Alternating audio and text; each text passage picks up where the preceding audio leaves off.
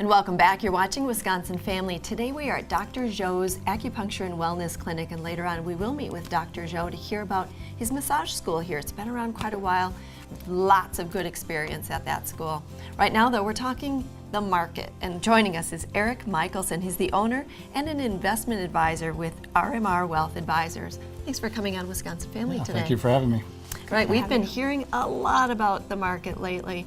Can you give us a feel for the state of the market and where it's going maybe? Sure. Well, I guess I'll start with the second part of that question first, if I may. And where the market's going today, it'll end up higher or lower. Good, thank you. That's helpful. Same is true a week from now and even a year from now. This guy's incredible. He's good. There's really no way to predict in the short term. What we do believe is with a great strategy and good allocated, diversified portfolio that 10, 15 years from now, you'll be in very good shape and be happy with the results. In terms of volatility in the markets today, yes, a lot is in the news.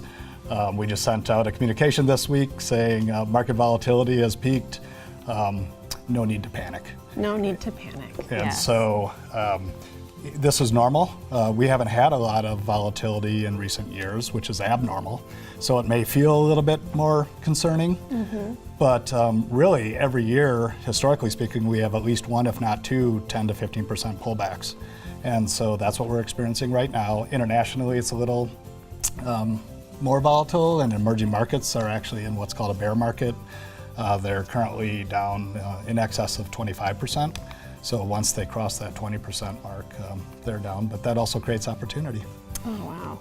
So an investment specialist and also a specialist in talking us off the ledge when we panic. So I think that's important. But you're talking a lot about, of course, short-term versus long-term. What should people be doing now with their investments, considering the market's uncertainty? Sure. Well, it probably depends. Depends on their overall situation and if they're managing their own portfolios and investments, or if they have a trusted advisor who has a fiduciary responsibility and can act on their behalf. If they're doing it themselves, hopefully they are very comfortable in their strategy, that they have a very thoughtfully allocated and diversified portfolio. And really, other than just monitoring for opportunities to rebalance, and they only need to do that once or twice a year, or when there is a downturn, maybe take a look. To kind of oversimplify, if you have 10 holdings, they each have a 10% target. Today, some of those are below 10%, which means some of them are going to be above 10%. So capture those profits, take what's above 10% maybe out of real estate or short-term fixed income, and reposition those into your investments that are below 10%. It's called capturing profits, preserving wealth, and rebalancing. And so now, Eric, how about for people that aren't looking 10, 15, 20 years out, but are already retired and are counting on their investments for cash flow? Is this time to panic for them? Are they going to be all right? Well, I hope not.